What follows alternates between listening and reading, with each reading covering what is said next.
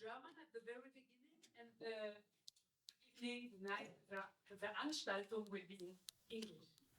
Ich bin sehr, sehr dankbar und glücklich, dass Sie da sind. Es ist eine große Freude.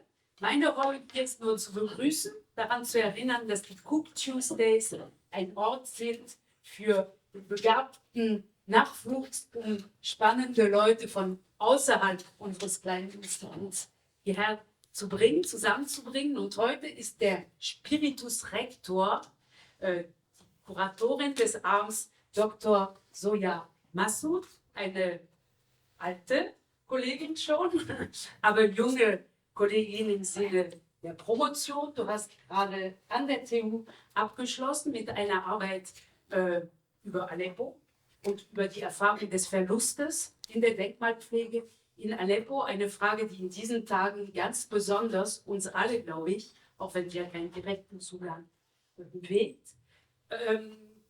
Zoya ist in Damaskus geboren. Sie kam dann nach dem Abschluss des Studiums an der Uni Damaskus, Architektur hat sie dort studiert und Stadtplanung, glaube ich, kam Zoya nach Hamburg in die Hafen City Universität, wo du ein Aufbaustudiengang zur nachhaltigen Stadtplanung, Effizienz, es klang anders, aber es heißt nachhaltige Stadtplanung. Und dann hast du hier eben promoviert, aber parallel zu dieser Forschertätigkeit hast du sehr viel mit dem Museum für Islamische Kunst innerhalb von verschiedenen Projekten mitgemacht.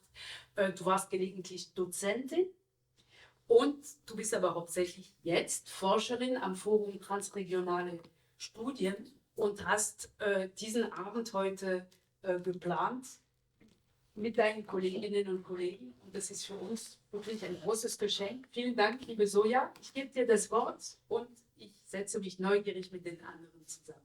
Vielen, vielen Dank.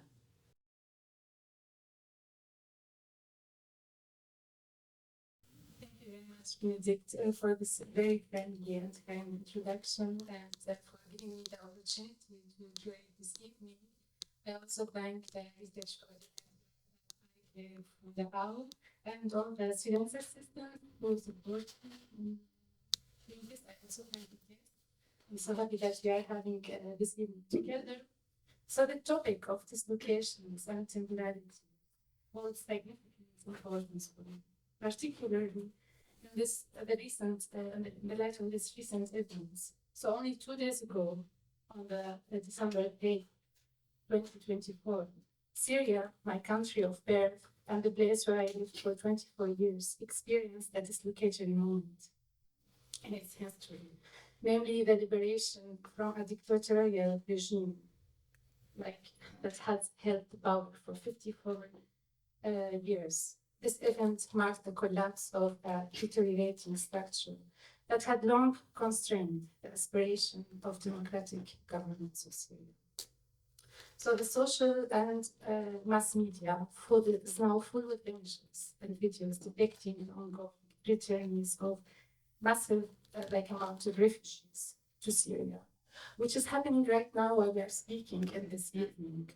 And simultaneously, other visuals images are also coming from recently liberated political prisoners, evoking, by me at least, a dual response. They are both horrifying and glorious. The glorious aspect arises from the fact that these individuals who endured captivity in dark underground prisons are now able to experience the sunlight. But in contrast, the disturbing nature of these photographs from these facilities exceeds, the prisons, exceeds any imagination of horror, revealing the extreme conditions to which these prisoners were subjected. Each individual in Syria was exposed to the fear of entering such horror facilities. So why speak now about dislocation?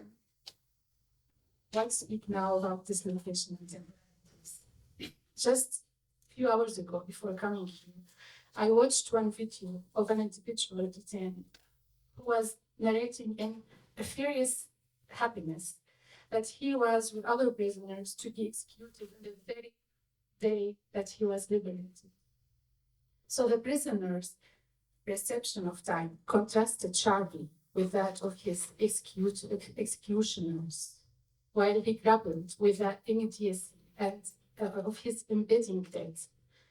The executioners probably experienced time in a routine manner, disconnecting from the urgency of his circumstances. Other videos were showing the rebels advancing toward this prison where this detainee was going to die this day. But these rebels were intent to liberate the prisoners, and they were saying, and I quote, "We cannot wait." So, cannot wait to see framework of temporality is also different if we think about the perspective that the prisoners' family members were thinking, were internalizing. So if we think about his mother, his sister, his parents, partner, and children, who were for years anxiously anticipating updates regarding his fate. These different temporal orientations highlight the varied emotional experience surrounding such ruptures moments. These dislocatory moments highlight the significant cracks in the established systems of meanings, as all narratives and discourses began to collapse, making a way for a new discourse and new grounding to be laid.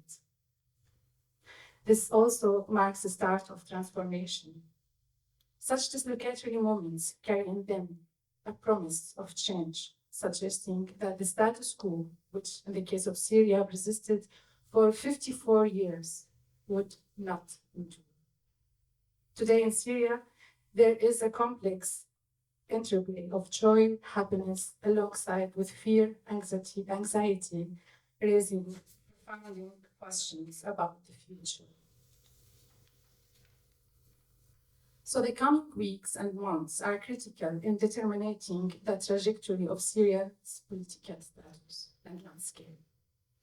This period may ultimately dictate whether this country transitions towards a democracy or whether it is going to go to, again, to escalated tension, resulting in a civil war.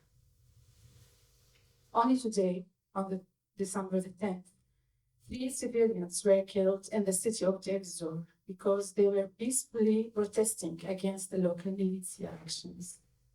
So this moment underscores the urgency of organized efforts and aiming at fostering the establishment of a democratic governance in Syria. So when Benedict invited me to organize this evening, I knew that I want to do it about the dislocation and temporality, but I have never thought, it had never occurred to me that only 2 days ago, such a dislocatory moment would happen. And this gave me hope that maybe I might visit Syria with my family again. Like it's a dream that I thought I lost just a few weeks ago or a few days ago. Yeah. So if we think that we would like to dare to hope for a peaceful and democratic future for Syria, I would also like to think of other regions of the world, including Congo, Sudan, Gaza, Ukraine, and many others. This act of daring to hope today takes the format of a panel discussion. Where we like to speak, to examine the concept of dislocation. When and how do we describe objects and individuals as being at home? How do we, as researchers, activists, artists, or simply humans, articulate these moments of dislocation in historic and current contemporary context? So just a few organizational notes. So after a short introduction of each guest, I would give them the stage for 5 to 10 minutes to give an input, and then I will ask questions that we will answer together and discuss more about dislocation and temporalities. I will start with our first guest, Pam Karacha. Pam Karacha works at the intersection of political anthropology and critical theory, art, aesthetics, and cultural policy, museum, and feminist memory studies. She has published on freedom of expression in the art, the visualization of gendered memories of war, and political violence, visual literacy, and restitution. She is the author of the National Frame, Art and State Violence in Turkey and Germany, published in 2021, and the co-editor of Women Mobilizing Memories, published in 2019. In 2011, she co-founded Siyah Banat, a research platform that documents censorship in the arts in Turkey and has contributed the Universal Periodic Review of Turkey before the UN Human Rights Council in 2014, 2019, and 2025, reporting on violence of arts freedom, and access to cultural heritage. She has been visiting assistant professor of cultural studies at Sabancı University and faculty fellow of Columbia University Center of the Study of Social Differences. In April 2023, Banu Karaca was a Rodrigue international visitor at the Stanford Humanities Center. Banu has been awarded as a consolidator grant by the European Research Council for the project Beyond Restitution, Heritage, Disposition, and the Politics of Knowledge, Beyond Risk, which she directs at the Forum Transregionale Studien. Her current research examines how art dispossessed in episodes of state violence against non-Muslims in the late Ottoman Empire and the early Turkish Republic has shaped the knowledge production on post-Ottoman heritage and the rights of art history.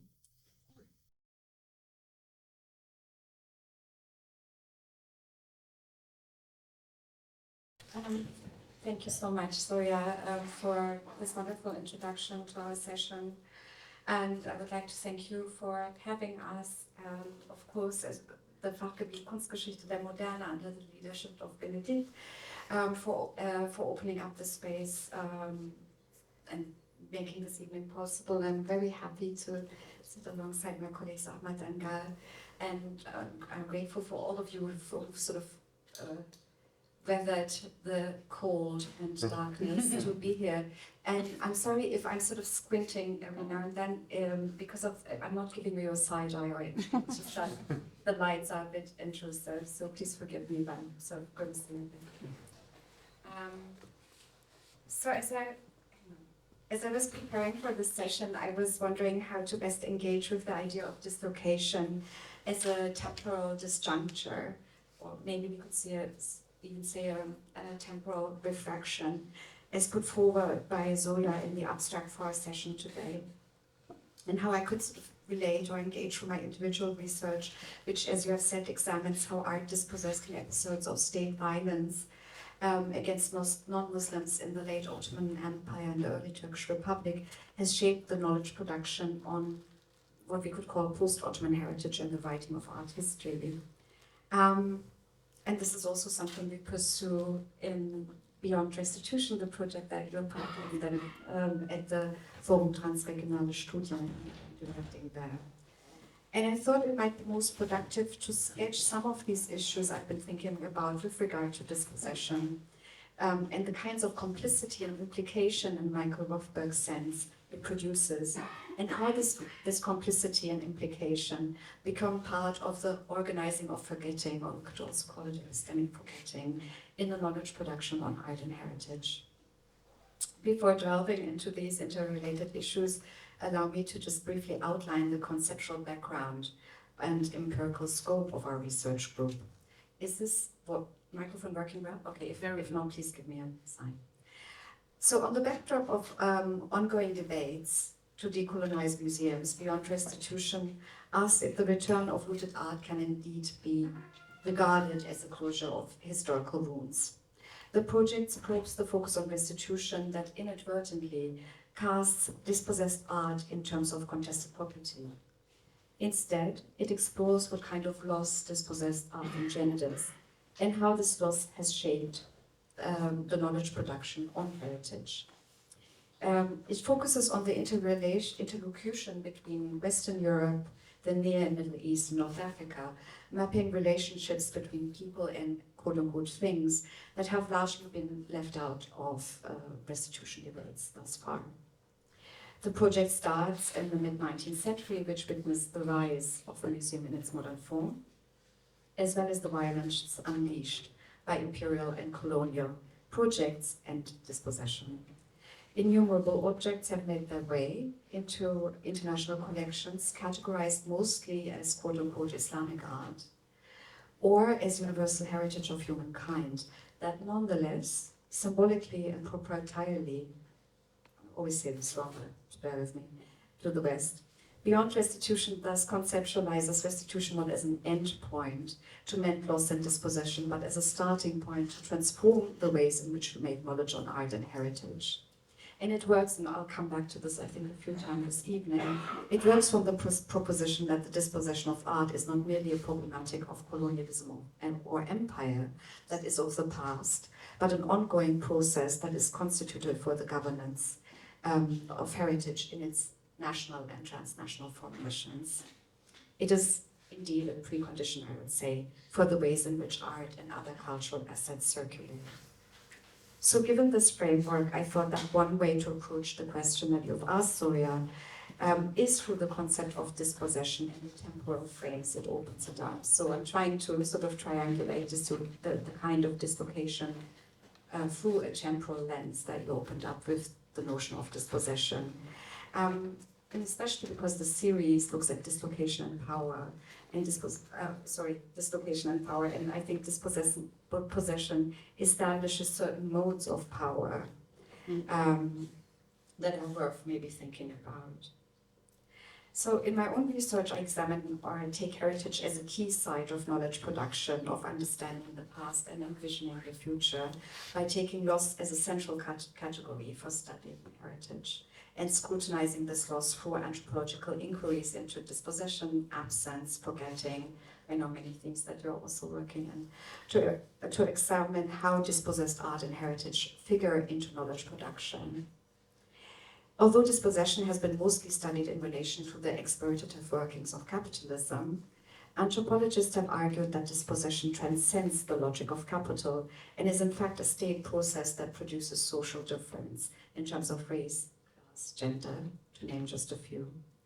In the late Ottoman Empire and Turkey, for example, dispossession has been integral to the making of the nation state and its consolidation. For instance, the intent to create a Muslim bourgeoisie motivated the Armenian genocide as much as subsequent waves of violence. And I'm going to talk sort of what I'm presenting or sharing today is based on research on 4 episodes of state violence. And just for those of you who might not be familiar with the context of Turkey, I just brought some slides to give us a little abridged version or an into certain historical moments.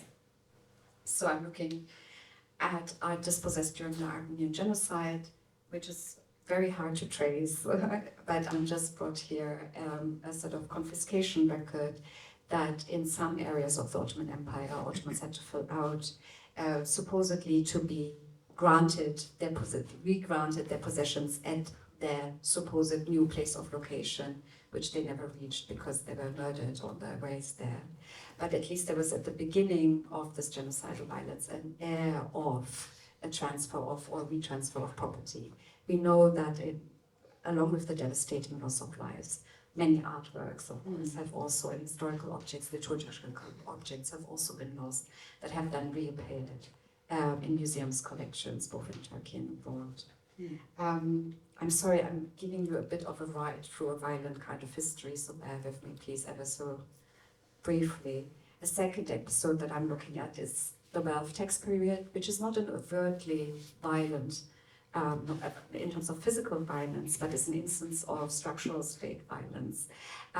The wealth tax was a punitive tax, mostly leveraged against non-Muslim populations, and in the cases where they couldn't pay the exorbitant tax levy, they had to sell off, auction off all their belongings, or their belongings were confiscated. And we know that some very prominent museums in Turkey actually have benefited from these kinds of dispossessions and confiscations.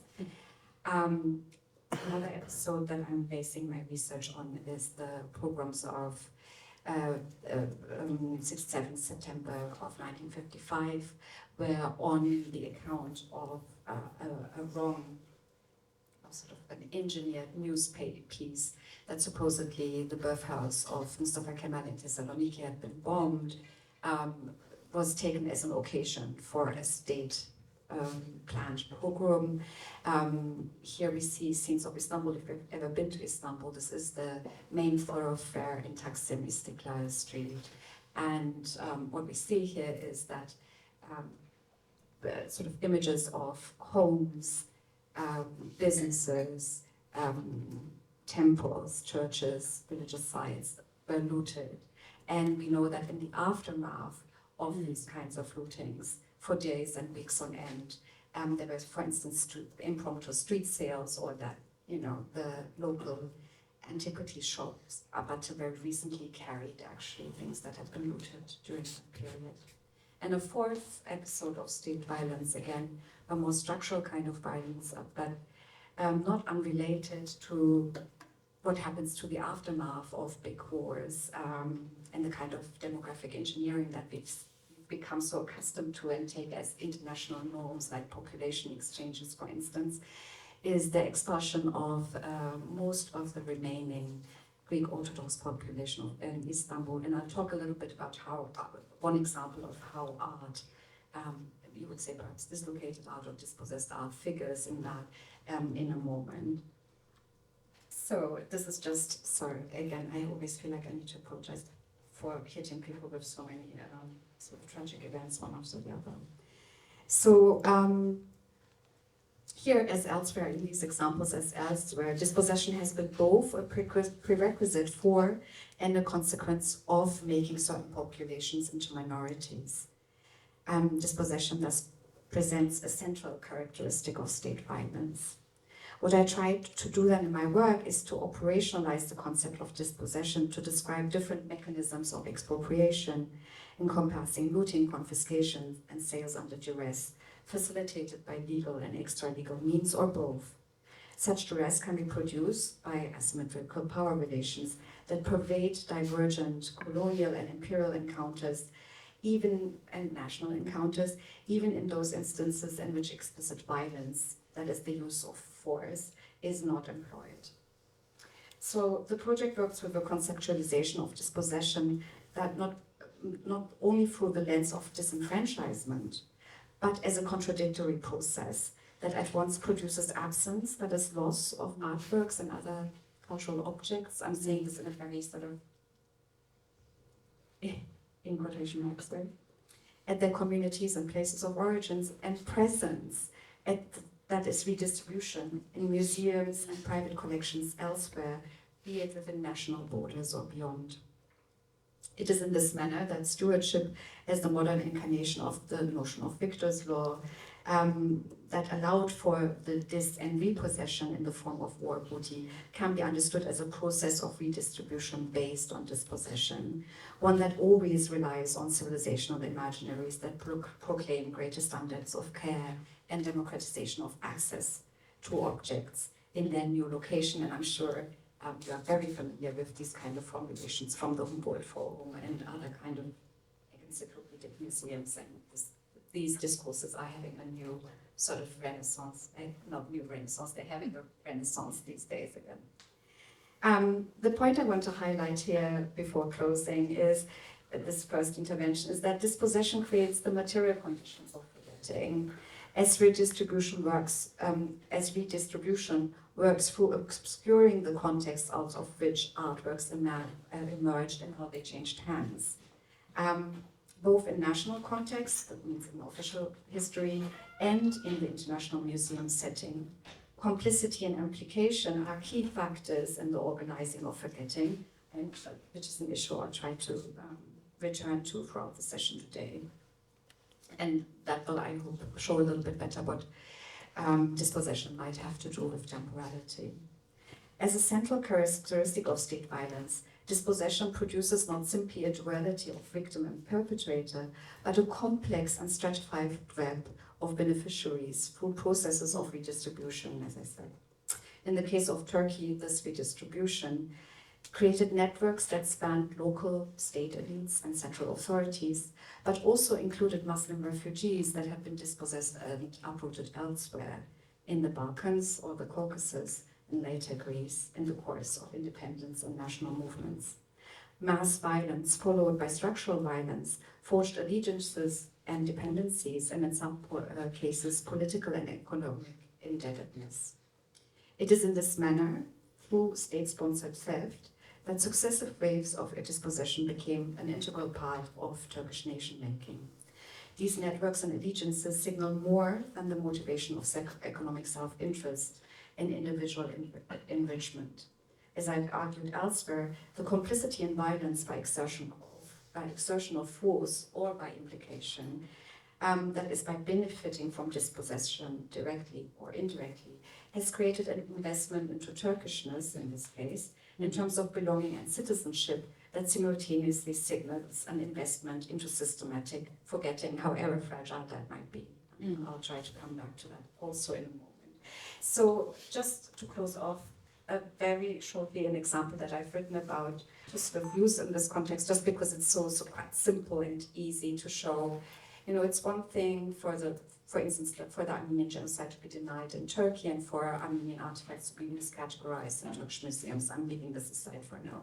This is now an example from the Victoria and Albert Museum. It's rightly identified as an Armenian object. It's in contrast to many other artworks that I'm sort of following, it's also rightly categorized in terms of its 18th century origin and so on. But what is very notable is the accompanying text in which Armenian artists are not placed as central to the ceramic production in Kütahya, but are constantly addressed as settlers that have sort of immigrated instead of being indigenous to the area, which covers, which is sort of part of, or sort of on the border of what is historical Western Armenia, but they're constantly identified as having come from Eastern Armenia, today's Republic of Armenia, so to speak, which is just one of the many sort of interesting temporal and sort of geographic breaks that then happen, that are facilitated by the fact that these objects have made their way into collections, facilitated by dispossession. Leave it at that.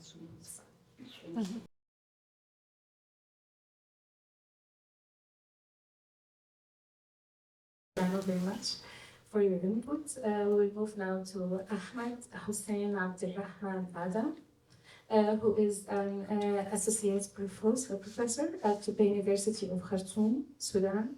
He is currently a visiting researcher at the Forum Transregionale Studien in Berlin. He was a visiting researcher at UCI Lugano until March 2024 and a member of the UNESCO chair,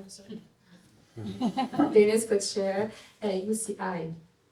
Ahmed Adam is an archaeologist who has extensive field experiences across Sudan.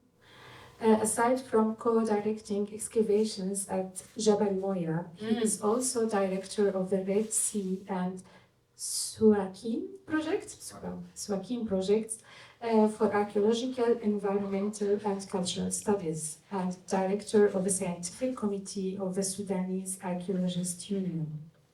He is also file director of Khandaq Historic Town project and served as the head department of archaeology at the University of Khartoum, and also was a director of the Directorate of the University of Khartoum Museums, and was director of the Training and Teaching Academic Affairs Committee at the University of Khartoum.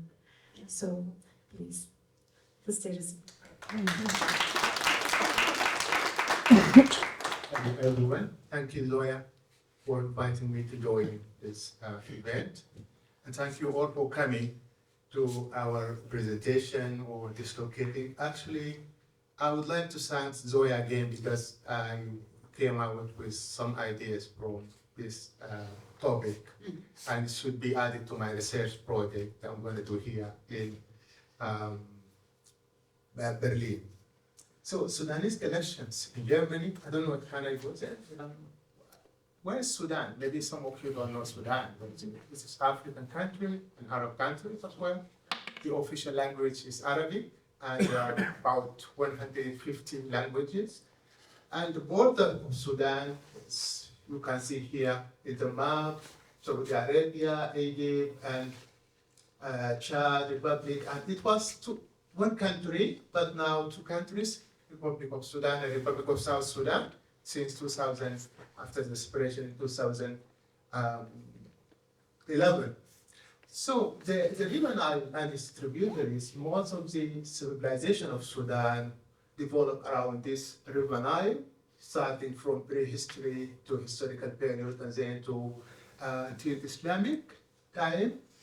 And Sudan has two sites or two complex sites in the UNESCO heritage, the complex of Nabata in the Fourth Cataract region, beside the royal city of Merowe or the Meroitic Island, besides some archaeological sites in the tentative list, Karma and Sawakin and others.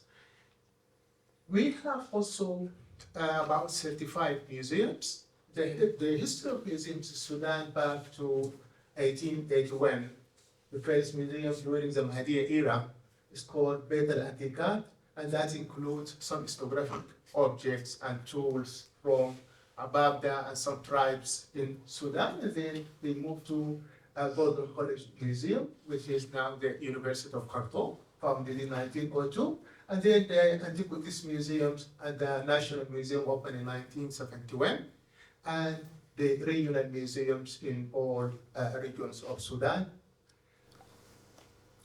So Sudanese are very proud of their history and heritage and archaeology, especially during the Sudanese revolution. You see the women and men's here, Kadaka, the inspiration of history in Sudanese revolution 2018. So, and also they are very proud of the past of Sudan, that the gender equality in Sudan, the kings, Amani, the Queen Amani Dori and the King Netekamani, they are equal in the past of Meroe civilization, 350 BC to 350 AD. And also, the heritage of Sudan, you can see Sudanese heritage everywhere.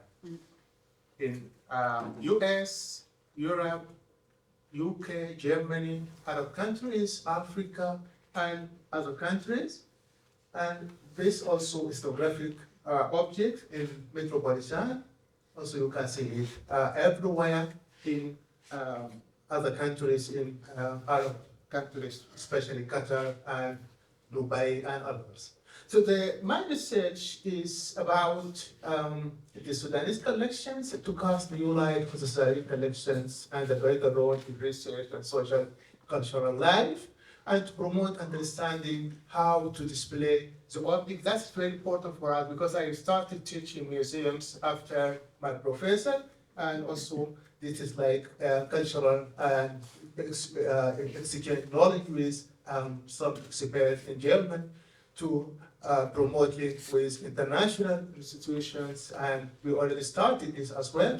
And also, the main objective of our research is to enable researchers to gain access to material, because it's not easy for Sudanese to see their object in Europe or even US, and to see the interaction of the audience with the Sudanese section. That's going to be questionnaire for my research, to see the interaction, if they are coming to be the Sudanese or section or not, and to provide researchers and general public with the opportunity to learn about the cultural heritage.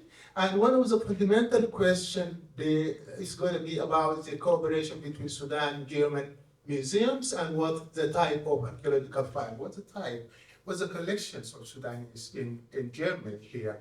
Because even some Sudanese, they don't know it. Honestly, some Sudanese, they don't know the kind of thing. Not in Germany, but even everywhere. In Germany, I spoke to director of income, the previous director, Dr. Abdurrahman Ali.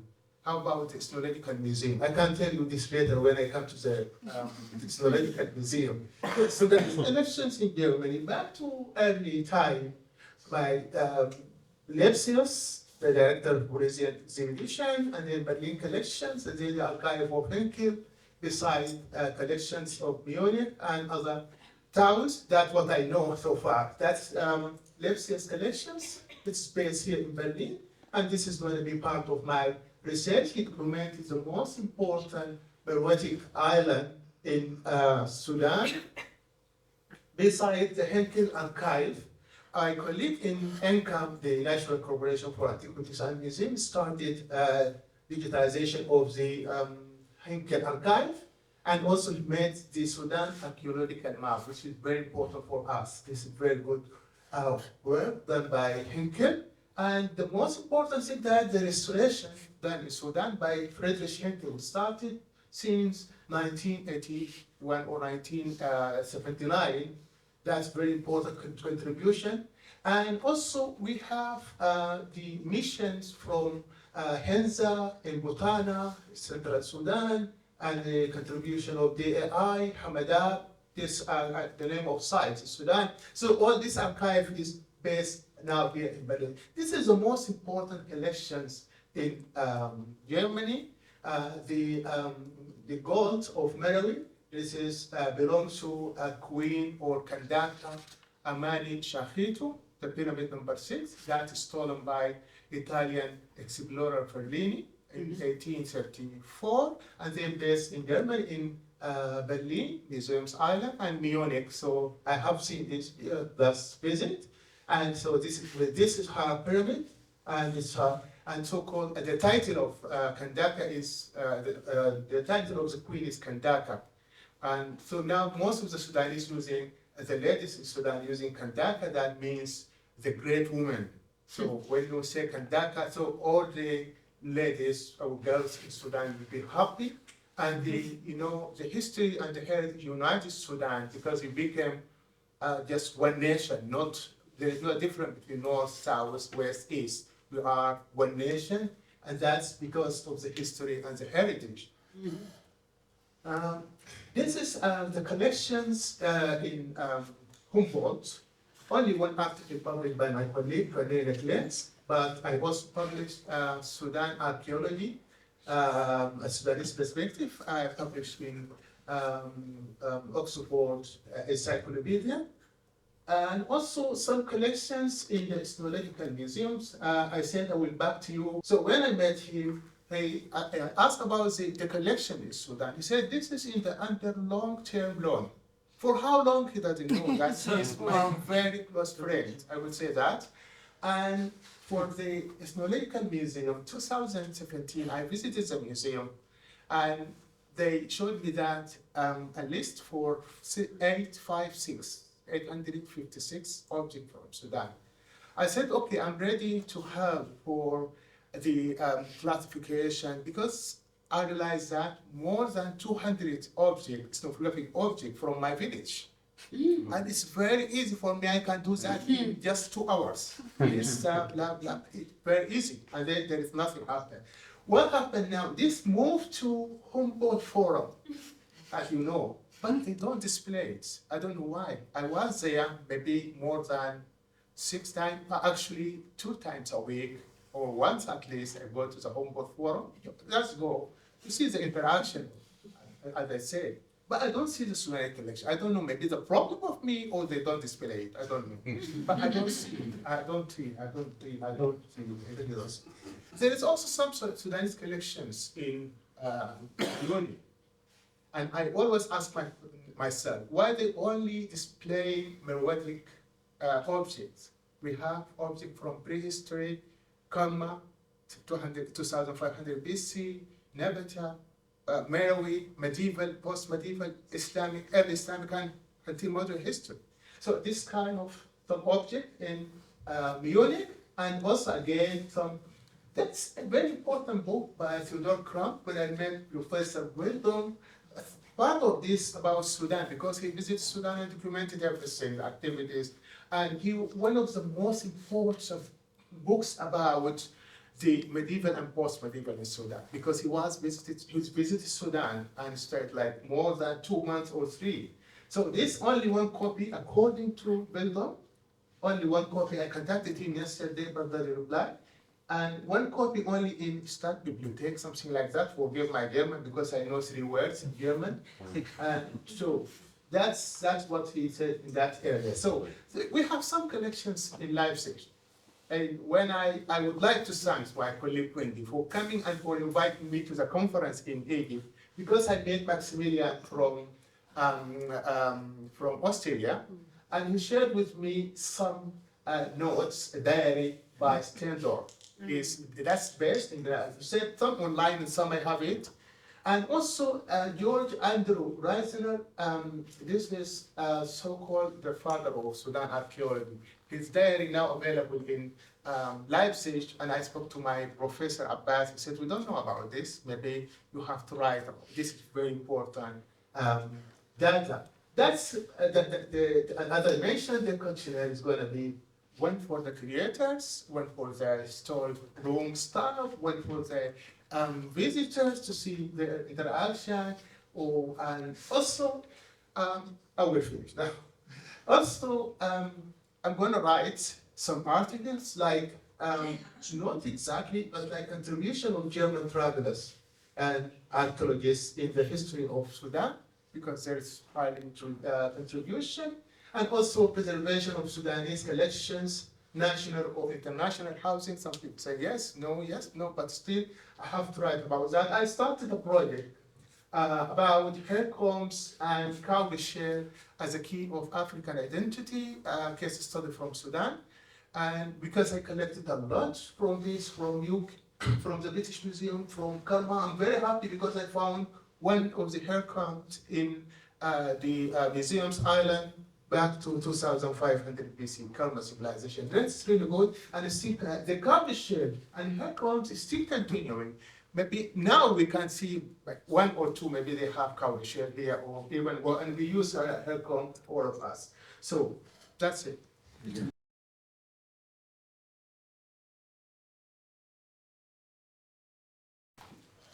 Thank you very much for this great input. Do you want to sit here? Do you want to? Yes. I can move here. Yes. Okay. So you can sing music. Rotating chair.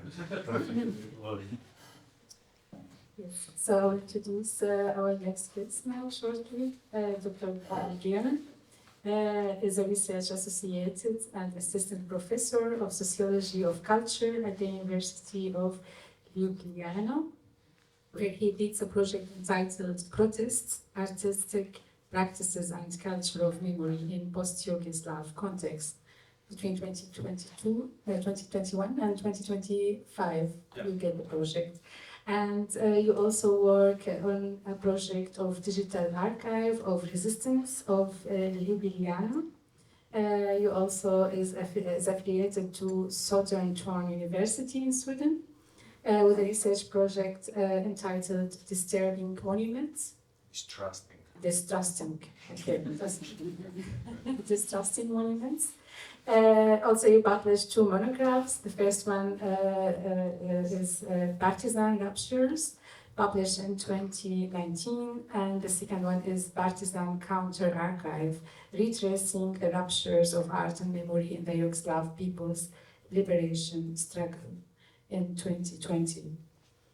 You hold also a PhD from the University of Ljubljana, and you recently co-edited a volume with Natasha Ginwala and Niloufer Tajiri. The co-edited volume is entitled as Nights of Dispossessed, Riots Upbound, which is published in 2021. So,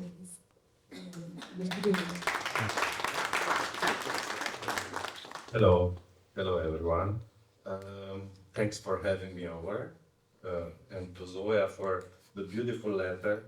a nice statement, and to my predecessors with the tour de force from both sides.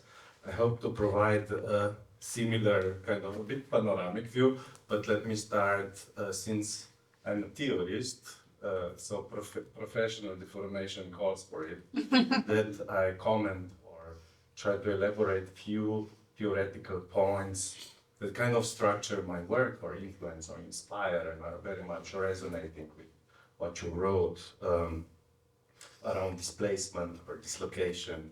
That would be also one, like some starting questions when you start thinking about dislocation or displacement. What is being displaced, or who is being displaced or dislocated, where to, how, and what it performs. So all these interesting questions that inform our research pop up already here. And for those that are more interested in more psychoanalytical theory, this has been one of the major kind of epistemic questions. And here we come also to this knowledge, not just like dispossessing, but where you can kind of grasp something that is not seen, or it's made invisible, or is absent, and where it appears. So in the moment of time that is sometimes unpredictable, like now in Syria, but also like what I call tradition of the oppressed. So that will be kind of my start. I want to go to Walter Benjamin, because you relate to this time, this out of joint, right? That connects already to certain speciality, to the uprooting, to the derooting. And this dislocation implies all sorts of political processes in memory studies where I am kind of located in last couple of years. It's mostly connected to certain political conflicts, wars, so to certain history of violence, right? And one can immediately, object, why should we focus and orient ourselves only on history of violence, right? So the Benjaminian approach is like not shy away from history that is a history of catastrophes, but also to kind of recover certain, counter archives or archives of the ruptures, what you say, certain instances that were not supposed to happen, or that were then immediately covered over by dominant historiographies or discourses of the day. So you have the dislocation of objects that is then many times you will have this is the first little bird from the partisan times, Second World War, and Walter Benjamin, for those who probably you read those passages few times, just to refresh and some of the most inspiring passages maybe of 20th century in history of philosophy or its critique. Why I chose those? Because I think that certain historiography in German context, but generally still persists despite these early criticisms of historiographies that accumulates the knowledge. So you take history as something, a certain tradition, as you have objects and they pile up and you accumulate this knowledge which make us richer, right? Spoils of history, and that kind of present itself as Benjamin would criticize folks as burden. So it would accumulate on our shoulders, right? And for Benjamin, the point is like to make this move towards projective knowledge. So the knowledge that is situated, that is embodied, that is situated in the struggles of the oppressed, right? So that's the second important quote where he's very direct, right? That basically the oppressed or the historical knowledge is the depository. He doesn't say, of course, that this deposit, how this should be used, how it should be, approached, but this is like just kind of his positionality that is very much in front of us.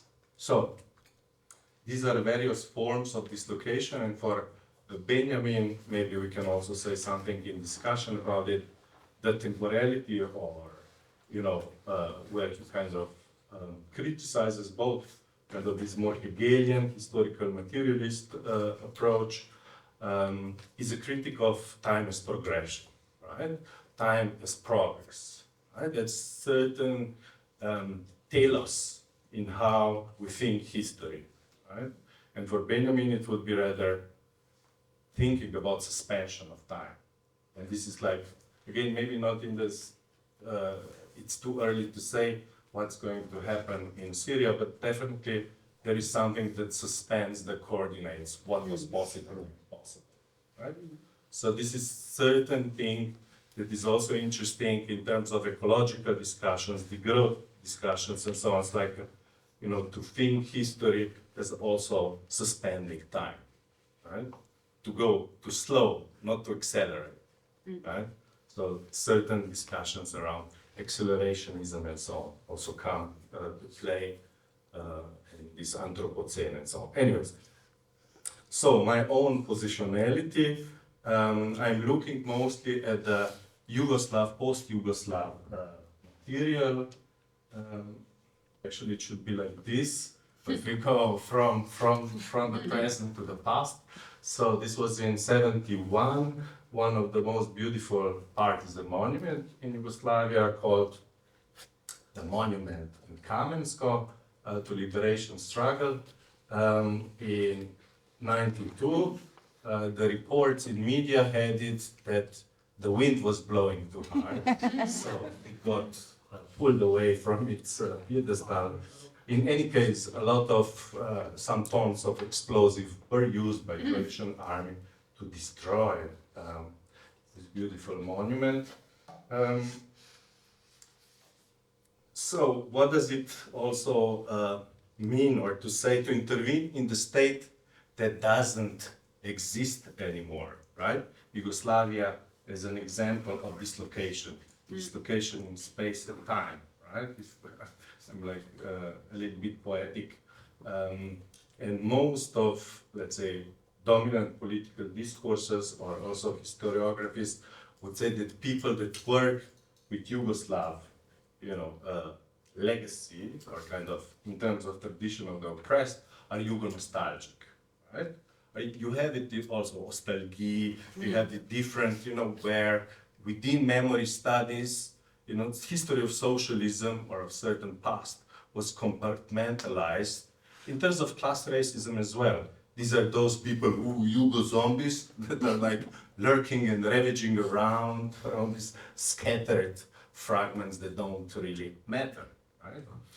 But with a couple of people, it's not just me, like there's a crazy academic curiosity, but there are artistic groups, political groups, there are different theoretical approaches that try to uncover or retrace what we call emancipatory fragments. So kind of more defragmenting, these scattered archives, which in a lot of places, really don't exist or were burned in the wars or were lost or are not being taken care of. Right? In some places you have, archives and people are using it. In some places you don't. So this is one important point. Then the second one, what we lived through in the 1990s, right, did not qualify in this typical transitional process as some kind of, story of the success, that would be peaceful, democratic transition. In our case, in 1991, democratic elections brought to the power nationalists that led wars, right? So that was this, more a transition seen as catastrophe, like again in this more Benjaminian sense. And here you have maybe one, which is just like one exemplification of, like the most dramatic erasure of, history, and around 90% of the National Library archive was burned, right, on 24th, 25th of August 92, being shelled constantly, then even for a few more days. And I would say that this is just like another or the radicalized version to make this country great again. It's like a political moment. We are making always fun of Trump, right? Oh, how stupid MAGA and so on. No, like the new Europe in the early 90s had this moment. Make Germany great again, reunification process. Make Serbia, make Slovenia, make Croatia great. All these, versions are like imminent to certain European narrative of civilization with other means, right? With intensifications. Sometimes, there are different ruptures in history. We can also talk about that. Sometimes you see just like this intensification of the everyday, what is already there, and sometimes it's something that really, disrupts things like in a major way, right? The consequences are then different, right? So this we will, as social scientists or humanities, we have to like kind of analyze, like one thing is intentions, but then also consequences. Nolte here, academic historical Streit had more academic or public discourse. In Yugoslavia, in late 80s, that had mnemonic wars. These were real, kind of debates that had strong political value and consequences, and then erupted in victimization. So it's like nationalization of victims. So the heroes or fascists, anti-fascists were not anymore measured in terms of political difference, but were decontextualized and made. Oh, Serbs were more killed and Croats. So the Second World War becomes this dissonant heritage and disputed memory that in late 80s is launched by whom? By intellectuals in Slovenia and Serbia. It is not these people, backward people from rural side came to the cities and destroyed our Yugoslavia. No, it was people within political and cultural apparatuses on the main positions that were launching the nationalist discourse.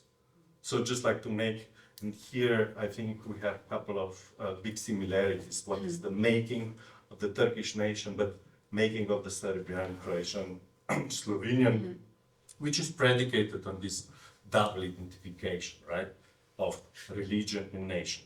If you're Slovenian, you have to be Catholic.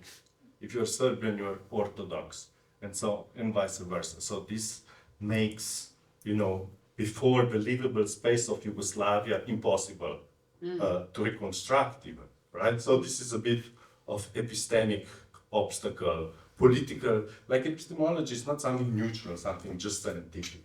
It is, linked with certain political, belongings or whatever, or if you want to say situated as well.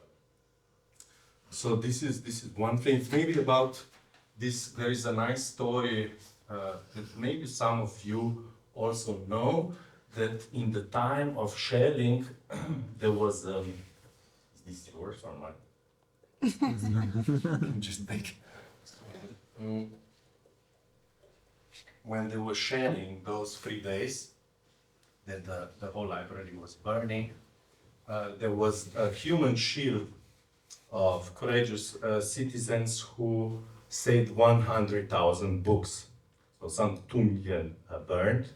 And from that, of course, there is this impressive 14th century Sarajevo. It's not 14th, it's like 16th century Haggadah.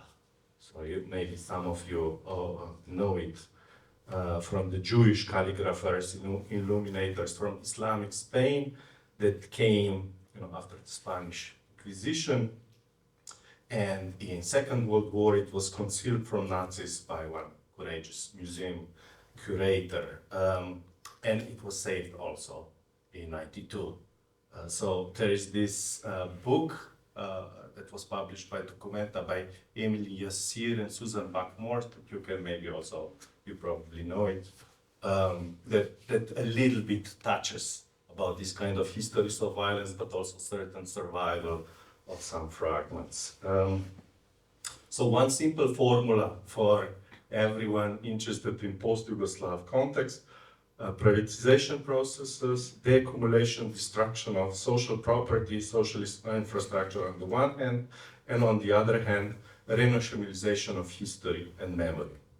Invention of national heritage tradition was written all over the face of our countries, disqualifying any other forms of belonging, political affiliation, and so on. So the question was not how some far-right groups were rehabilitating local fascism from Second World War, Draža Mihailović or Ustasha in Croatia and so on, but more the question how much fascism we tolerate. This is a question for us here as well, for everywhere. It's not like we can construct amazing culture, memory, Holocaust, and so on. But like there is in cultural, political, and policies general, certain question or certain measurement how much fascism we let in, no? How much colonial residuals and so on. So there is something that Rastko Močnik, one sociologist from Slovenia, also described so well how this enshrines in our social fabric, everyday life. So this is the nationalist setting or the dominant archive against which I try to launch what I call partisan counter-archive. So in this counter-archive, I am interested in defragmenting, scattered, demonized now, in some places partisan histories. Some of it are already used as resources that are mobilized in certain memory activism, feminist, anti-fascist. There are like a lot of choirs, self-managed queer, feminist choirs that are singing internationalist but also partisan songs from the Second World War and intervening in different protests and so on. There is a lot of like research done and so on and so on. So this is already practiced. It's not just like a product of my brain. I'm just trying to, in this book that also Zoya mentioned on the partisan counter-archive, I trying to kind of trace this partisan rupture through specific artworks that succeeded to articulate this critical self-awareness already in the time of the rupture, that it was clear something crazy, impossible is happening. And within it to articulate this tension between the past and future, this tension how, precarious these times are in Second World War, but how transformative also these actions were. So the anti-fascist struggle in Yugoslavia, also some other anti-fascist struggle across Europe or anti-colonial struggle later, was not just like negative struggle, so political military struggle, but was also transformative struggle. So in 4 years of resistance in Second World War, 40,000 poems were written. Not 5, 10, 50, but 40,000 poems were written, and majority of it by anonymous, like semi-literate, peasants or workers and so on, and a lot of women. So that was the illiteracy rate in Yugoslavia was around 70% in Second World War in the beginning. So So that was the campaign. Sorry, I'm a bit long. I will finish now. Anyways, the thing is that there is this awareness, or what I'm interested is in a certain kind of rupture, and these different works, like thousands of graphic works. There were partisan exhibitions that were happening on liberated territories, and like these poems, performances, dances, singing, and so on. So a lot of these cultural activities that made what Deleuze and Guattari, within what is philosophy called monument to revolution. So even when the revolution is kind of already exhausted, it kind of still instills in our ears or in our visions, inspires certain future struggles. So that's a little bit the paradoxical part. How to commemorate, remember something that wants to avoid remembering, right? The rupture. What is in this sense is also like how we make or how we display something in the museum, something that is presenting the rupture, not something that is maybe unifying certain subject that doesn't exist anymore, but something that kind of disturbs us right? That disturbs the present. So that was a little bit. There is a lot of other things to say, but yeah, sorry. Thank you very much, Gail. Thank you very much for all of this, for giving us these wonderful insights from the research. Basically, I find that we heard a lot today input from your side about phenomena of conflict, uprising, or genocide, or war.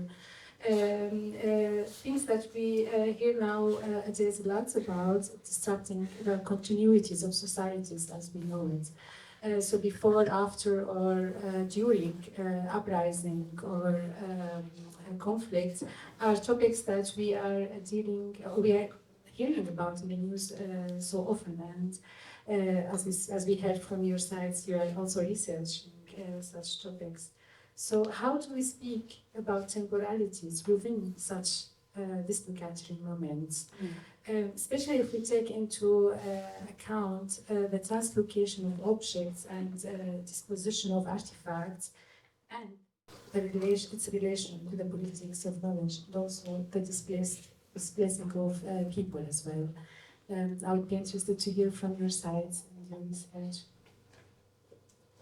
Would it be possible that so I also kind of just share the questions before, and I would like to share a slide just to make it sort of make my answer hopefully a bit shorter and more succinct, and now I have to run you past all these things again. Thank you for your patience. I think, Zoya, as you have so eloquently expressed in your introduction, there would be many places where our hearts and minds are today, of course, where we could talk about this. And I thought when you first sent the question to me, I was sort of, I wanted to go with a different example, with one that is perhaps not with this explicit kind of violence, but still rooted in it, and a much more quieter, perhaps, instance that still bears the marks of all of these aspects that you have talked about. And I wanted to use the sort of one example from an artist, Stangale, who was born in Istanbul in 1922 as a Roman, that means Greek Orthodox person, a painter, and who was exiled in 1964 under the provisions that I mentioned earlier, which was basically made possible by what was then called the population exchange of 1922-23 between Greece and Turkey, which became then a model for other places. This idea that you could unmix people who had lived together, and that there are people should belong somewhere in a nation-state kind of system, which is in some ways so new and yet so normative. What I just want to use, let me put it this way, what I always think about when I've always been struck by Darby English's beautiful phrase to describe a life. And I think when we think about dispossessed art, when we try to trace it, or are unable to trace it, we always also try to at least touch a life, if not describe a life, but touch a life that has been lost and also affected by this kind of violence. And the example of Stangale is, she was a painter studying at the academy in Istanbul, a pupil of Betty Aprolo. She was one of the founders of the Group of 10, which is if you're at all familiar with the history of painting in Turkey, it was a very important group that tried to venture out in the sort of 1950s to establish a new kind of painting within Turkey that diverged from this idea of having to emulate or imitate Western quote-unquote models.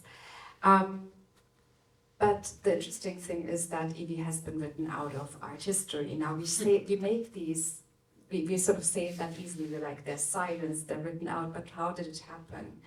And through recent research, both by artists like Tashan and Dilek Winchester, some historians, and by myself, sort of as we're gathering more about Stangale, we are understanding that more about how people become written out. And in her case, it's very striking because, well, I should first say this, the material conditions of this were created by her being exiled in 1964. That's one part of the story. The exilees who had to go to Greece were only allowed to take $20 and 20 kilos of luggage, which meant that Evie had to leave all her artworks behind. She was always hoping to return, but also had an inkling that she might not be able to, which is why she and her mentor brought a number, about 40 or 50 of works to the train station in Istanbul Silkeci, to the customs, so it would be sent to her new address in Athens. This box never arrived. You know that this very recent, this is a very recent sort of finding by some art historical research and by the efforts of Sula Moses, for instance. And what we seem to know is that it was sort of taken into customs as if it was to be relayed to her, though probably well knowing that it would never leave Turkey. And so paintings like the one on the right that we find and that we can attribute to Enis Dangani today in Turkey are most likely out of that trove of confiscated works, or out of her studio, which she had also left the keys with neighbors. I put next to it an illustration of hers of Gulliver's Travels, because most people in Turkey, while they might not know her by name as a painter, a lot of them, she also did illustrations for the Iliad, for a very, very popular edition.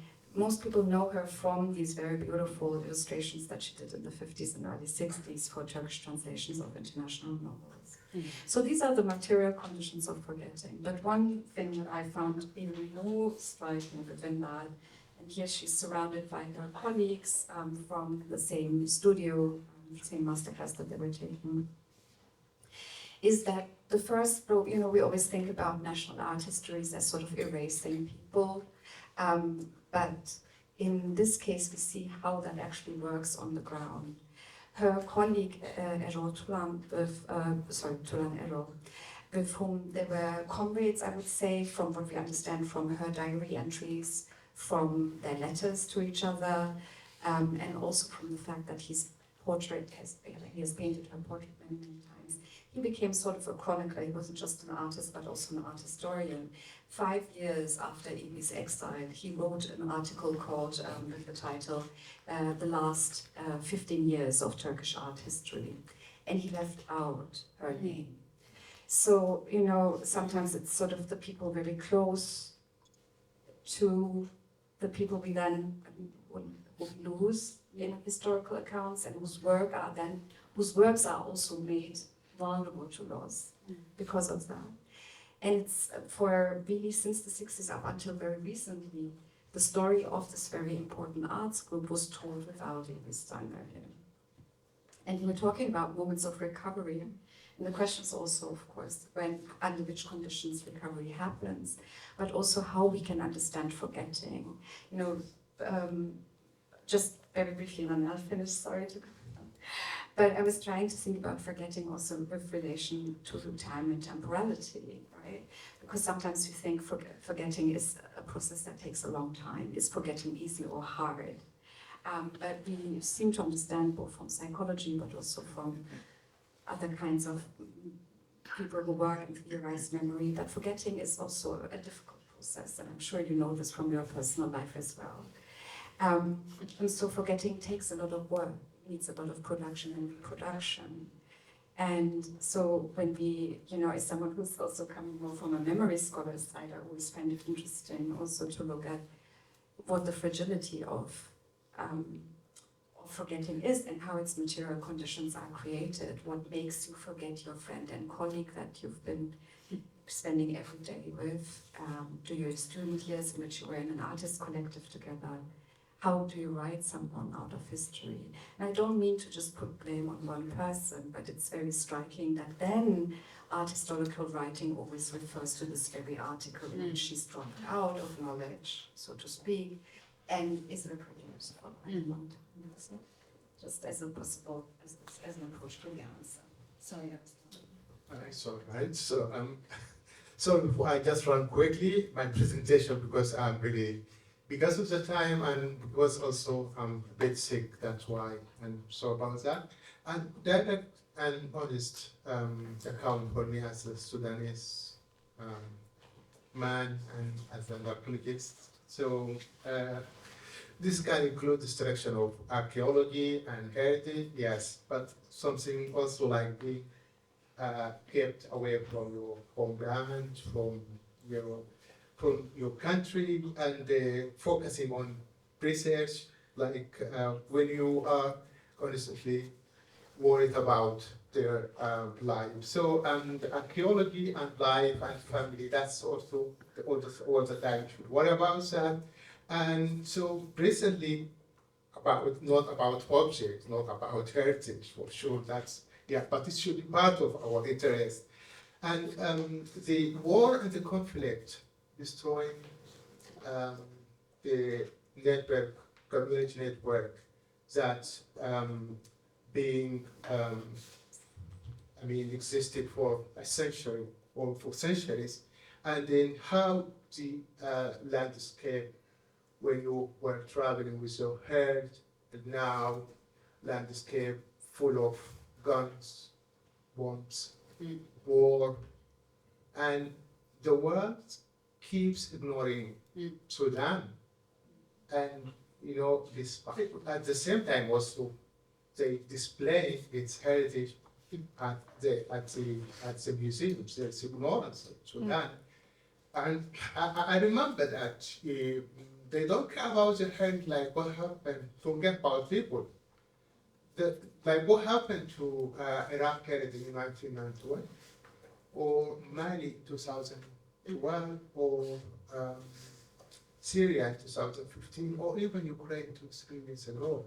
There is ignorance of Sudan war, and even the previous archaeology. I would say there's much appreciated for what the archaeologists and what they did for Sudan heritage and during the conflict or before and after. But if we go back, I will ask, that means Sudan heritage is not important or Sudan is not important. We have more than 40 missions working in Sudan before the war started.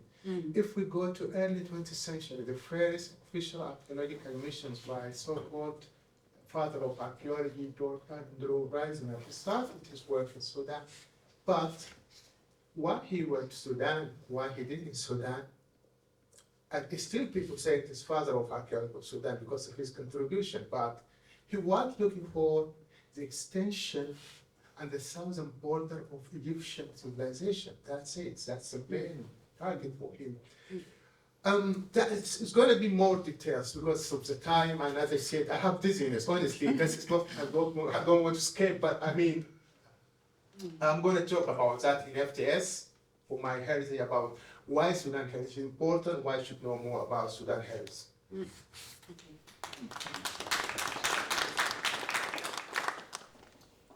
Yeah, maybe to start answering one question about this rupture and temporality, where maybe I wasn't so clear that, like, from the 1990s onwards, what you have is like kind of unfolding of this erasure of revolution, right?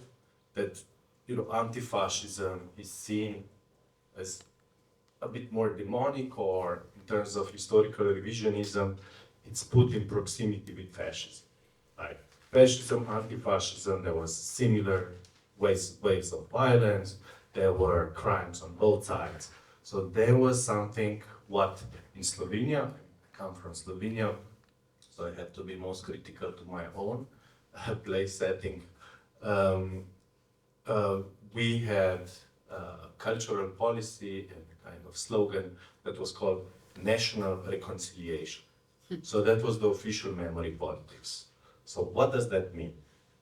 it means that the whole kind of Second World War drama was inscribed into the struggle between parts of Slovenian nation that was fighting on fascist side, collaborators, and the part of it that was partisan, that was communist, socialist, anti-fascist, whatever, but this part. So, national reconciliation and all kind of moral philosophies that were, projected, already late 80s onwards in the biggest academic journals, were saying that in order to move forward to Europe, we have to reconcile fascists with anti-fascists.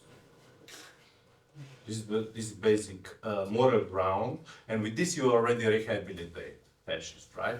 Because these are the sons that belong to the same mother, the national soil. So you have this right-wing Heideggerianism that pushed, into the soil of the nation. Yugoslavia was forgotten, communism was forgotten, right? But what is important is now the sacred nation, right? Nationality. So you have this kind of erasure of the rupture that is inscribed in eternal temporality of the nation. Right? Like what you said, extension of this father of architecture of the Egyptian kind of civilization. Like here you would have the kind of civilization for Macedonians coming to the Alexander the Great, Serbians going into inventing the kingdoms of the medieval times, Slovenians going into the times of 8th, 9th century of Great Carinthia. Slovenian language did not exist, of course, at that point, neither nor Slovenians. But that was the amount of, let's say, science fiction that was involved in this engineering and kind of this cleansing of certain parts of histories, and with a big investment around, either erasing or putting revolution in the optic of violence. And this is something that is, part of a long history of revisionism. Enzo Traverso writes about this. It's basically talking and translating revolutions and ruptures into the history of violence. It's also one of the problems, or where I share my big criticism within memory studies with Anne Rigney and a couple of other authors that say that, that one has to also think how to open the memory studies away, not just like posit everything around violence and be in this theorization, even if one is critical, complicit of reproduction of violence that is coming, right? But why not thinking, memory studies also in terms of solidarities, in terms of like emancipation, in terms of intersectional struggles and so on. So that is like the strand that is coming out like last couple of years a little bit, and that I think that we have to, in our urgent times, dedicate much more energies.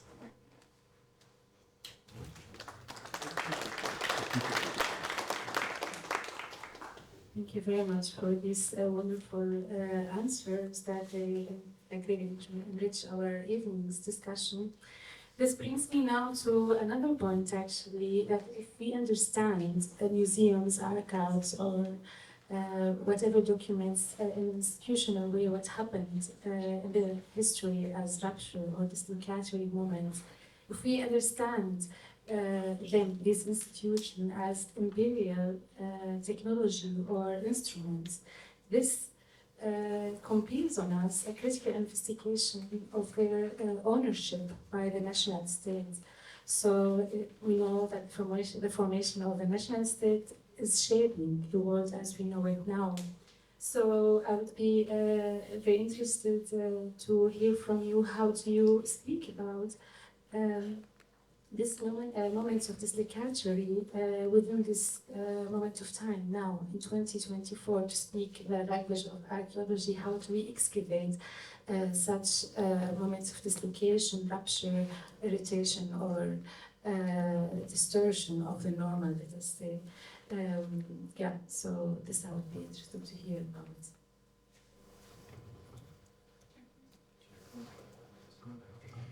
I think with all the questions you've sort of asked and opened up, there's always very different ways we can come at them. But I think if we want to sort of stick most closely to the theme in terms of temporality, it might be sort of useful to reflect on what kind of break temporal or otherwise the nation state represents. And I think I've always find sort of David Scott's thinking about sort of the continuities between imperial colonial power as well, the ruptures and implications of power differentials that lead to the led to the objectification of the nation state as the political manifestation of modernity, quite useful, because Scott tries to account for these power differentials by emphasizing, and I want to quote him here, modernity was always already inserted into normative discourse, and he draws on Tennessee and Michel Foucault. And so modern power relies on and produces a political rationality in which pre-modern possibilities are no longer conceptually approachable except in the language of the modern, right? And so certain historical options are, as you also mentioned, Gareth, certain breaking points become impossible to imagine again. And I find this always quite striking with the nation state, you know, like for instance, monolingualism, which is so normalized, especially in the European arena, is a very new thing in the experience of a lot of people around the globe. We have to sort of, yeah, I think it's worth remembering that also in terms of what solidarities and other kinds of lives might look like. So viewed in that way, I would see the museum in its present form as working in two interrelated ways. It is constituted by a kind of violence, as you outlined in your question. And the important thing here is, I think, to say that it ultimately has retained an equation of thinking of a sort of conceptualization of the idea that power over or possession of other people's things is possession of other people. And I think that remains to some extent unbroken, and we see it again in these new versions of the defenses of the Universal Museum. Adam Cooper is just one of the more recent ones, I would say, in the realm of anthropology. But at the same time, the museum continues to disavow, of course, this violence, other than, some sort of designated maneuvers, I would say. So what does this mean sort of for us when we engage collections and work with the museum? And I think for my own kind of work, I always think of some kind of double binds or impasses that we have to work with and that I'm not sure we can overcome. One issue is that of irretrievability or irrestitutability, or the sort of inner, as you would call it, sort of to understand that what the kind of loss we're talking about is really not something that can be mended, in a sort of way. But I don't see this necessarily as a sort of destructive element, although I do agree, and I would add other critiques around memory studies to the point you've raised. The other one is quite naturally, when we talk about temporality, we are always also trapped in our own time, and of course can only sort of evaluate things from where we stand. And of course, a critical fabulation, like Celia Hartmann and others have sort of pushed forward, is one possible way out of that. But what I find at the moment, for the time being, I think most productive is really to use Jack Halberstam's sort of notion that is extended in sort of queer art of failure. I find it quite important that we really wrestle with what is unavailable to our methods, and not to overcome that, but to stay in that engagement, in that open-ended engagement, I think, is in itself something I would see as a way forward as well. Yeah. Very shortly, the question about the museum and from a bit more longer history, because 2024 we are, I take one of these negative breaks or counter-revolutionary even breaks for Yugoslavia in 1991, right? When the worsening catastrophe unleashes. But in this kind of memory project also of New Europe Connected, you have a very powerful frame that is called anti-totalitarian frame, that everybody knows, which on the one side, at least in the former East or ex-socialist countries, was extremely anti-communist and pro-nationalist. And on the other side, more in the former West, so to speak, more prevalence of the Holocaust. And with this kind of moment, there is a strong weakening of anti-fascist memory. Anti-fascist, and then what from, for already some 15 years, a complete absence within European memory frame of colonialism, right? So that was something that was happening in the 90s, 2000s. And it is, collective efforts, political, theoretical efforts of a lot of you and different people that have brought, this more critical legacy of European colonialism in the discussions, also in some museums, with decolonization and stuff. And again, like here, to come back to that point, of course, I would wish to see more of the museums that would, focalize around certain resistance, be it anti-fascist, be it anti-colonial. And one example that I always am quite appalled here in Berlin, the Museum of Resistance, which puts the figure of von Stauffenberg, so as a good Nazi, in the center of resistance, which kind of takes away, or is like what I'm talking about, or this revisionism, historical revisionism, who has been, struggling, but also for what, right? Von Stauffenberg was maybe critical of Hitler, but he wanted to save big Germany, right? The empire that was still possible to defend at that point, maybe, with different Dayton agreements of that time. And in Yugoslav context, we have 94, 95, kind of end of the war that ends with the Dayton Agreement, right? Which is basically a confirmation of ethnical cleansing, of what big nationalist leaders and the killers, war criminals wanted. Big Serbia or Republika Srpska, Croatia, and so on, divided Bosnia. So to impose certain peace, that is not peace. So we are talking about different ruptures. We are talking also about different wars. Second World War was horrific, everything, but after the war, there was, relative prosperity. There is certain, kind of solidarity and so on. After the wars in the 1990s, you don't have horizon of future. You have a certain reproduction of violence, in everyday society. So this is like what I would like to have more in this kind of museum and these practices of transition. There is also a museum of capitalism here in Berlin, like this museum of revisionist resistance. So this is the type of memory that I'm interested in. Thank you very much for these questions. Yes, so you just mentioned the museums, and as we heard from all of you, you are all trying to constitute or start a counter-narrative against the dominant discourses or narratives that's surrounding institutions like museums, archive, and monumentality, let us say.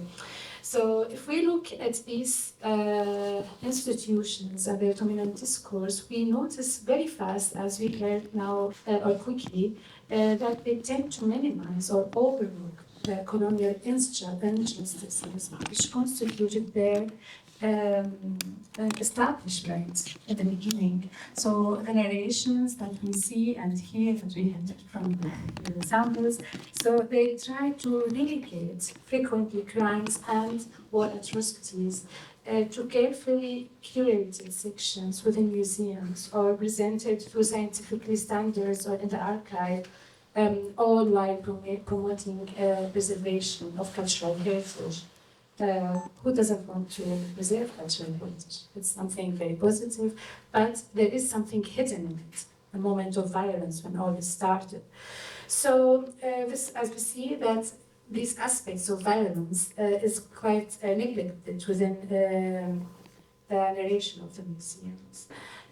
So my question to you now, how do we look at a counter-narrative to try to approach the voices of people who are not, or individuals who are not integrated in these discourses or system of meanings? How do we try to give them a voice? Is it possible? And in which way do you try to do this within your projects to challenge or undo the categories that is establishing these institutions like museums and archives? Very difficult question. Yeah, it's a huge question, and for the I'm also want to be mindful of time, and thank you for sticking with us for such a long time. So let me just briefly raise a few quick points, perhaps, because I'm not sure these days if I'm still engaged in building counter narratives, and I say this not because I truly, and I don't say it's not coincidence that I say I do. It's really, I think it's because they open up this kind of different kind of imagination that is very often in moments of acute violence and ongoing violence impossible to maintain, right? But what I found, the more I'm sort of going along with this research, the more I'm sort of stuck with this, with a sort of trepidation around narrativization, where I'm wondering if, and I don't mean to contradict myself with my previous answer, but maybe I do. I do wonder, as we're sort of subject, because I think we're at a point where sometimes counter-narratives are taken to be, not by intention of the producers of counter-narratives, but by institutions like museums, as integratable bits into an already existing narrative, right? And so, but we did that, we showed that. And so what I find myself being more and more drawn to, but also more and more desperate about, because I don't know how to do it. And one can certainly not do it alone. I think this is something that one has to do together with other people. Is to say, and feminist and queer theory has sort of written about this and talked about this for years. We cannot just take women or queer people and insert them into an already existing history. History stands to be transformed by these stories if we take them seriously. So my question is really, how can we transform making knowledge on art and heritage when these entire disciplines, my own, whole many disciplines that we come from, are rooted in this kind of violence, right? So one of the questions I have, are we able to make knowledge on art and heritage outside of the paradigm of possession? Because so much has been reliant on having it in your collection, in this collection, and that's where knowledge is being made. So I sort of find myself more mobilized by those kind of questions, but there's a lot more to say, but I'll leave it at this, and maybe we can talk about it in more detail in a moment. But I wanted to say, Ahmad, thank you so much for, again, reminding us and bringing this so forcefully to the fore. And the sort of, the sort of aggravation that I find it really hard to put it into words. Sort of that Sudan is going through this kind of violence, being subjected to it also through with international, as we know, support or support for warring factions. sort of painfully also drives home that the very reason why these collections can be, for instance, in Germany, is the very reason why Sudan has been made vulnerable over and over again to this kind of violence. And yeah, so thank you for everything that you've been sharing.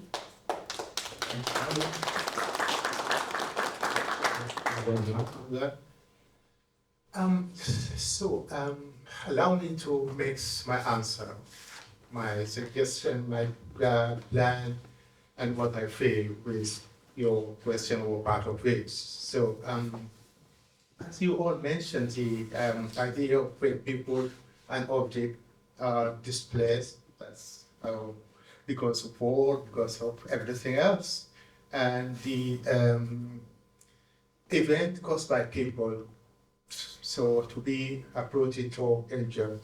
And we say the phrase of Shakespeare, but the time is out of joint from Shakespeare Hamlet. It's you to think about orders and the idea of home in new ways. So it raises questions about when and how people and objects can be considered at home or dislocated. So,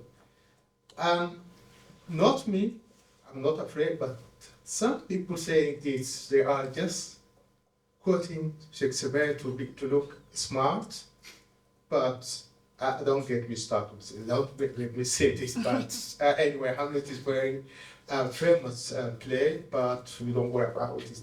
And what non-Western perspective on this topic, what they want. And if I ask, what do Western or Europeans think about dislocation? For example, if the Western or European worry about pretty objects that being lost, something like that, what do the Sudanese worry about? This is not emotional talk, but that's what happened. What you mentioned. What do Sudanese? I imagine they worry about their life, their homes, maybe their cattle, or maybe their farms, or whatever.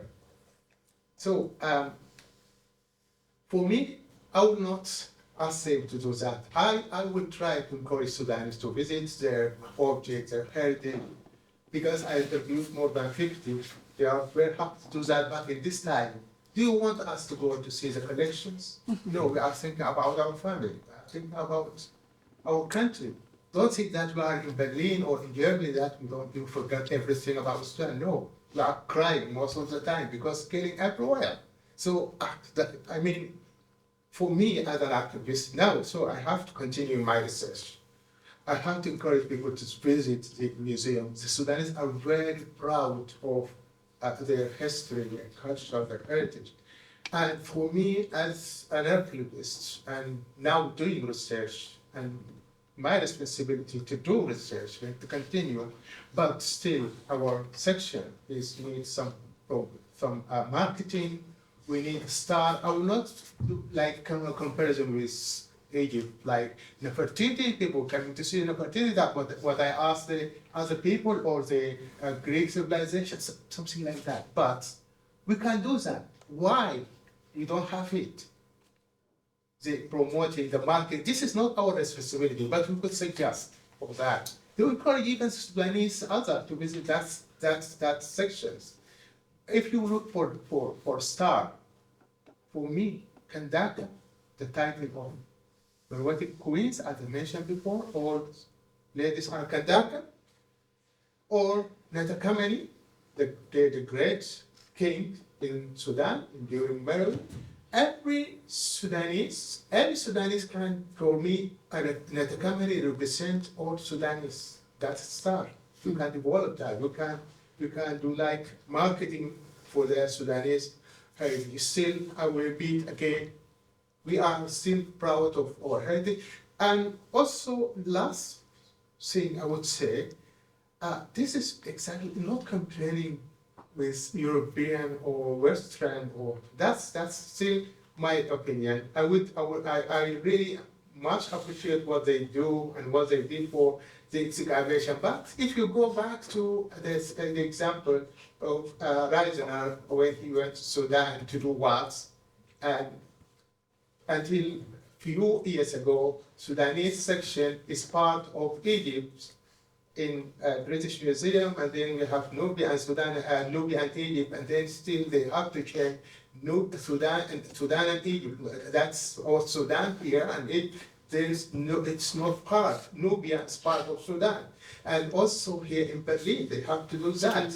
Still, we are here. We can correct this information for you. That's our task. That's our. I don't know. I guess. Just talking, some saying some. I will stop. Thank you.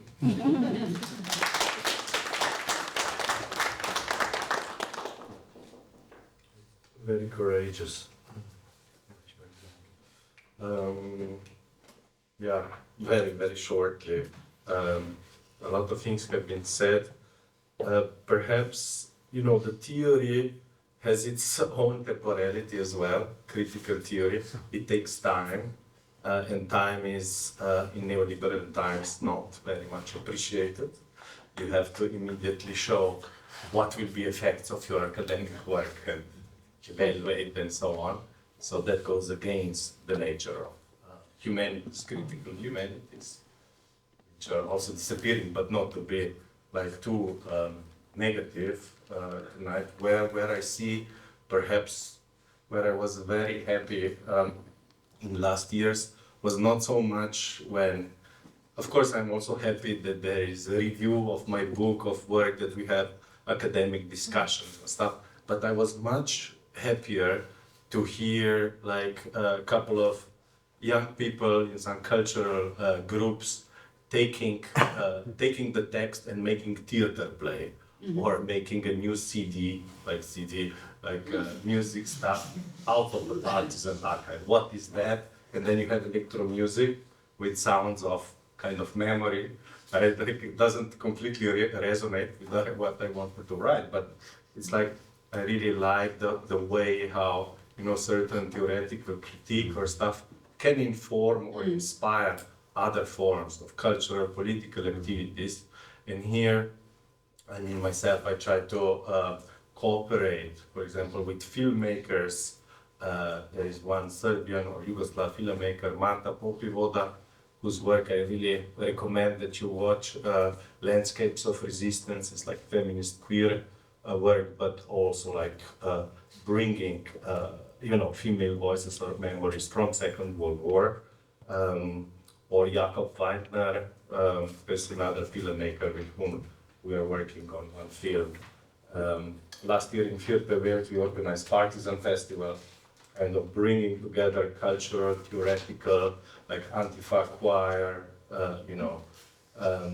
and bringing this kind of exotic Yugoslav, post-Yugoslav community in dialogue, forms of resistances around the world.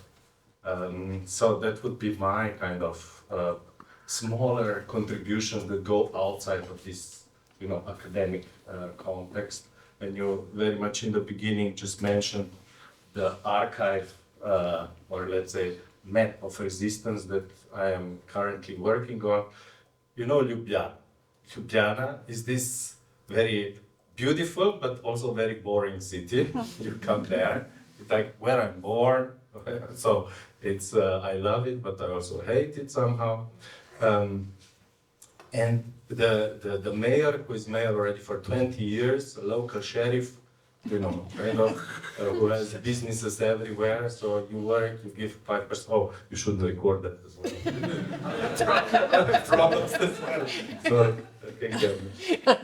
so the guy is terrible. There's a lot of legal processes, but still people continue to vote for him because Ljubljana is becoming this beautiful tourist attraction.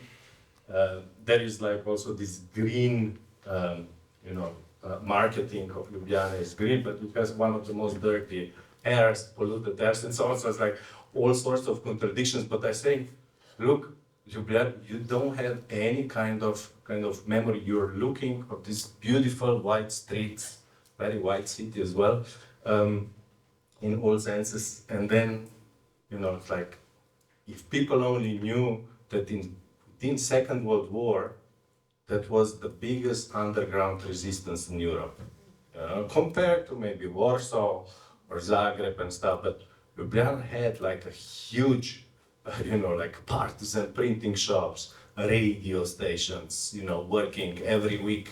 And Tuesday evening you have 1 hour. Then you have women protests, times of fascist occupation. Women going on the streets in hundreds, in thousands in 1943. So all kind of this counter-archive in itself, I don't need to make it. I just like put it and display. So that's my kind of, I didn't write that in academic project, but I do it as a art, like a collateral damage of a project research.